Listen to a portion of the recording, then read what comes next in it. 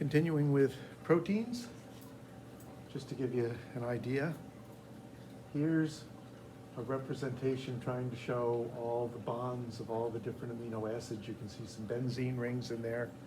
Now this is a pretty useless graphic, except on a computer where it's actually done in 3 dimensions, where you could turn it and look at the bonds from different angles. Otherwise, you know, you're just looking through a bush, basically. It's just a cloud. This is more of a typical representation that you'll see in papers of a protein structure. The coils are the helix secondary structures. This flat arrow, I know there's another one in there somewhere. There's a little flat arrow. The flat arrows, there's a flat arrow, are the pleated sheets. And then they just show, you know, the other things as part of the strings. Is that there's one terminal end. Not entirely clear where the other terminal end is. And this is showing the tertiary structure, what the face of the molecule is to the world. And very often a molecule with a shape like this, that dent is probably doing something. Or it probably fits, something fits in there.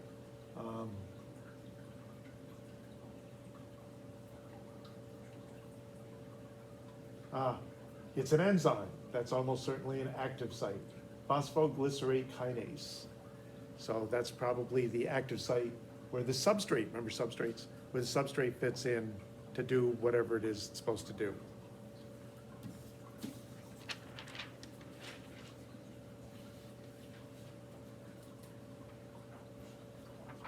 Another pretty picture showing primary structure of the string, showing 2 strings going past one another and producing a pleated sheet, showing a string that curls, so there's your secondary structure. Tertiary structure is how it all fits together, and quaternary structure shows how it fits into a group to form a functional protein.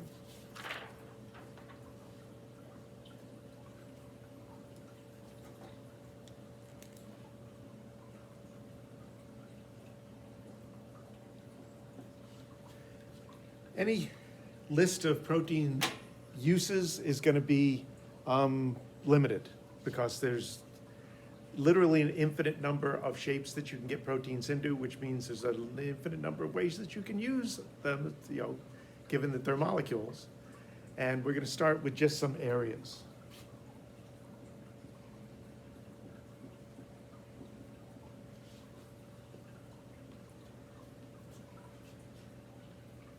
When we looked at cheek cells under the microscope, you drew me a picture. I know if you're looking at a cheek cell, because cheek cells have a very characteristic shape, and they have a nucleus in a very characteristic position. Cheek cells are kind of a cross between round and pentagonal, and they're very flat, and the nucleus, which is oval, is very central, very much in the middle. And the reason for that is there are protein cables, microfilaments, which we'll talk about later, that actually connect different parts of the membrane and hold the cell in a particular shape and hold the nucleus in a particular position. And so there's a lot, on a cellular level, most structure is done by proteins. On more of a gross level, it gets a little bit more dicey. Plants use carbohydrates for structure. Exoskeletons a lot of times have a protein component to it. Our structure is partly based on bone and partly based on muscle, right? A lot of your shape is the external shape of your muscle.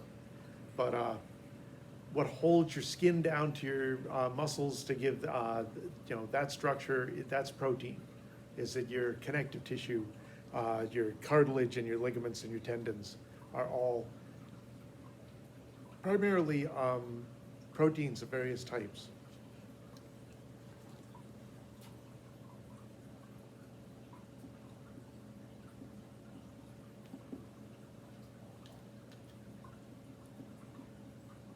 I'm going to talk about these in a second.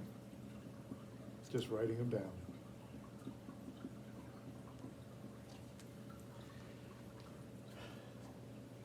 Movement, especially rapid movement in living things, is almost always, and that means I can't think of an exception, a product of protein interactions. In our muscles, actin and myosin interact to pull anchor points together, millions and millions of anchor points to make a muscle shorter. In moving cells like amoebas or white blood cells, most of the distortion and the extension of the cells is done with actin. Actin is one of those proteins that is almost universal in things that, I was going to say things that move, but it's used for other things as well. So you find actin all over the place. Tubulin, is that a flagellum or a cilium? When a cilium moves, is that there's microtubules in them. When chromosomes move, when cells divide, there's microtubules. Those are built from tubulin, which we'll talk about later. Kind of looks like a lock washer, all locked together in a column. But they can pull on each other to some extent in order to distort whatever they're in. And there's a lot of other movement proteins. Even something like a Venus flytrap closing. That one's a little iffier because what's actually happening is the outside of the leaves, the two bracket leaves, are actually growing very, very quickly. And it's making the outside longer than the inside, and it closes the outside of the leaves close together like that and trap whatever was inside. But it is a release of proteins and a particular type of, I guess, growth hormone that causes that to happen. So even there, it's a protein-driven system, even though you are growing cells. So there's carbohydrates involved there as well.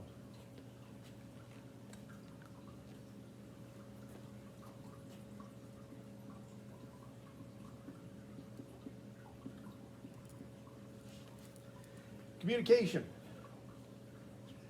We talked about steroid hormones. There's a tremendous number of protein-based hormones that take a message from one cell to another cell. Touch on receptors. Receptors are communication proteins. Receptors are embedded in membranes. And also, receptors basically pick up information from the environment. Most receptors have a dent in them for some sort of molecule to fit into. But you have receptors in your eyes that are sensitive, are activated by different frequencies of light, different movement of edges. So receptors are not always molecule-molecule bonding. Neurotransmitters that move, we'll talk about this later. A nerve impulse, which is basically depolarization of the membrane, comes down to the end of one neuron, and there's a little bitty gap between that, a synapse between that and the next neuron, and neurotransmitters need to be released across and connect to receptors on the other side. There's a threshold effect. You can shut that off if you put enough molecules into the synapse to scarf up the neurotransmitters before they get to the receptors. But communication there. Many pheromones, alarmones, other types of messenger molecules are communication molecules. You can make a very good case for antibodies being communication molecules. Is that your immune system detects an invader molecule, a molecule that doesn't belong to you, and has antibodies that will attach to it and communicate to the immune system that this needs to be dealt with. One of the things I'm a little worried about with the Pfizer and the Merck vaccines is that the vaccines work by having cells in your body express foreign molecules, express viral molecules, so that you'll build antibodies to them. No one seems to know what cells are doing that. Is that there's a type of cell that is going to more likely pick up the vaccine when it's first in your system because of the way it goes into your system. But you're actually being delivered billions and billions of messenger RNA packets. And so there could be cells all over your body that will take those packets in, express the antigens on their surfaces, and then what happens? Your immune system recognizes it, goes after the viruses with antibodies. What do they do to the cells that are expressing the antigens on their surfaces? What do they do to nerve cells that are doing it, to heart muscle cells that are doing it, to cells that you don't really replace if your immune system kills them? How long do those antigens sit on those molecules? Are they temporary? Are they permanent?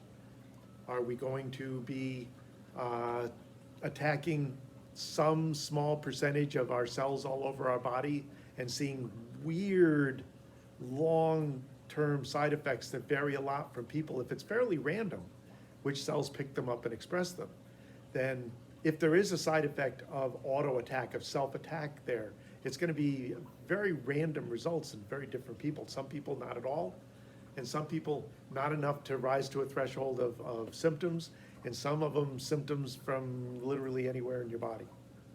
I don't know, it makes me a little hesitant to jump onto the mRNA vaccines. We'll talk about that a little bit more when we talk about messenger RNA as well. So you got antibodies that you make to attach to antigens. We also make them to attach to allergens. All an allergen is an antigen that your immune system early in your life should have said, no, those are just normal environmental molecules. They're not us, but they're not dangerous, leave them alone. So an antigen and an allergen produces very similar response. It's just we're making a judgment on whether we should or shouldn't be responding to them.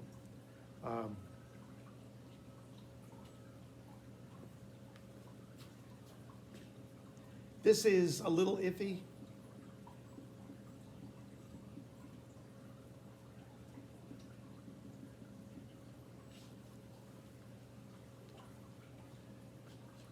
These are probably communication molecules too, but you do have a number of sequential chemical reactions where you start with one thing and you get another thing, but it takes a bunch of steps. And there are molecules that can turn those pathways on and turn those pathways off. They can activate enzymes and deactivate enzymes. Those are not always proteins, but a lot of them are. So when later we talk about enzyme inhibition, a lot of the inhibitors are small protein molecules.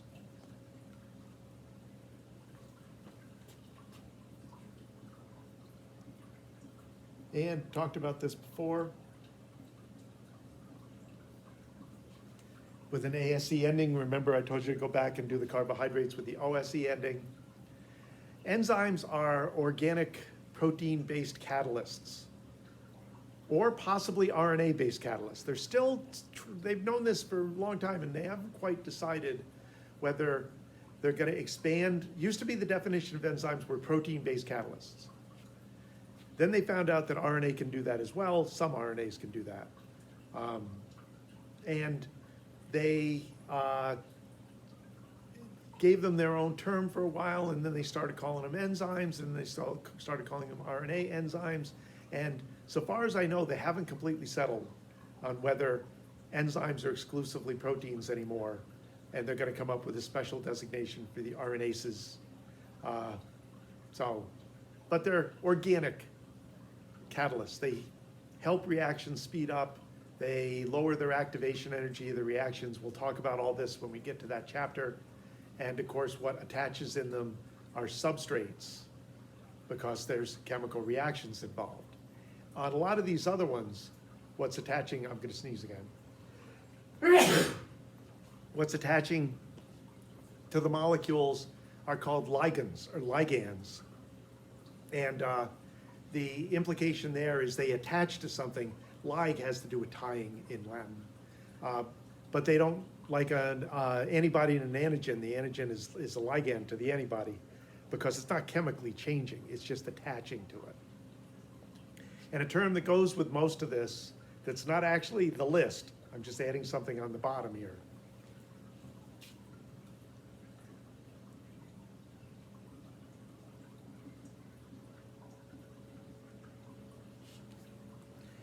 It can be called specificity. It can also be called stereospecificity. That's a little bit more technical. But these things fit together. How particular is the fit? In some cases, the fit is very particular. Cane sugar is two sugars, glucose and fructose, bonded to one another. You have an enzyme, sucrase, where the sucrose fits into the dent, Once it's in the enzyme changes shape slightly, it stresses the two molecules and very easily breaks the bond between them. And then separate glucose and fructose don't fit in the dent anymore, they come flying out. And you grab another one and stress it and break it, grab another and stress it and break it. Splenda is a sucrose molecule with 3 chlorine atoms where 3 of the hydrogens would be. So it's a very similar shaped molecule, but of course chlorines are bigger atoms, so it does change the overall shape of that sugar. And your sucrase can't grab it. It can't grab it, it can't break it, you don't absorb it, you don't absorb much of it, and you can't use the sugars for energy, so there's no calories in it. Even if you absorb it, it winds up flushing out through your kidneys, sometimes having lost some of its chlorine. So it's got your body can't use it for energy, it has no calories. But it tastes sweet. Why? Because your sweet receptors in your tongue are not very stereospecific.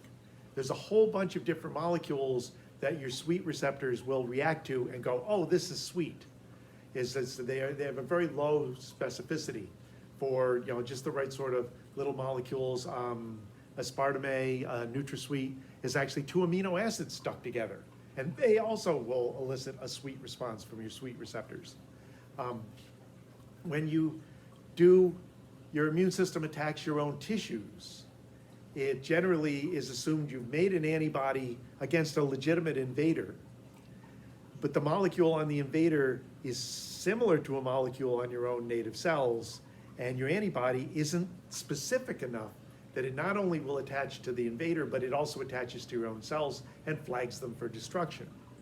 There's a marker on your insulin-making cells that is flagged in type 1 diabetes, where your immune system kills your insulin-making cells because your immune system got a little confused about what is and isn't attackable in the system. Okay, that's it for the proteins. We've got one more major biological molecule group to go through.